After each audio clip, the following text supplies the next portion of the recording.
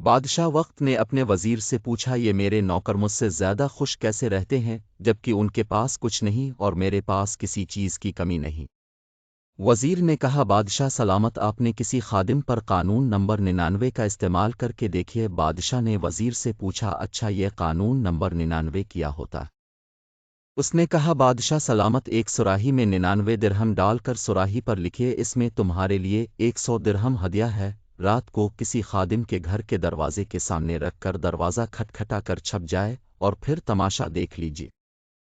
بادشاہ سلامت نے جیسے وزیر نے سمجھایا تھا ویسے کیا۔ بادشاہ نے ایک سراہی میں 99 درہم ڈالے اور اس پر لکھ دیا، یہ 100 درہم تمہارے لیے ہدیہ ہے۔ بادشاہ نے ایک خادم کے دروازے پر رکھ دیا اور دروازہ کھٹکھٹایا اور چپ کر تماشا دیکھنا شروع کر دیا۔ اندر سے خادم نکلا، سراہی اٹھائی اور گھر چلا گیا۔ درہم گنے تو 99 نکلے جبکہ سراہی پر لکھا ہوا تھا کہ 100 درہم۔ سوچا یقیناً ایک درہم کہیں باہر گم ہو گیا ہے۔ خادم اور اس کے گھر والے سب باہر نکلے اور درہم کی تلاش شروع کر دی۔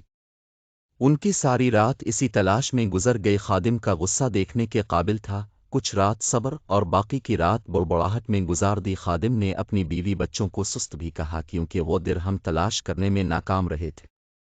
دوسرے دن یہ ملازم محل میں کام کرنے کے لیے گیا تو اس کا مزاج مقدل، آنکھوں سے چکراتے، کام سے جنجلاہٹ، شکل پر افسودگی یا تھی۔ بادشاہ سمجھ گیا کہ 99 کا قانون کیا ہوا کرتا ہے۔ لوگ ان 99 نعمتوں کو بھول جاتے ہیں جو اللہ تبارک و تعالیٰ نے انہیں عطا فرمائی ہوتی ہے اور ساری زندگی اس ایک نعمت کے حصول میں سرگرداں رہا کر گزر دیتے ہیں جو انہیں ملی نہیں ہوتی، اور یہ والی نعمت بھی اللہ کی کسی حکمت کی وجہ سے رکی ہوئی ہوتی ہے جسے عطا کر دینا اللہ کے لیے بڑا کام نہیں ہوا کرتا۔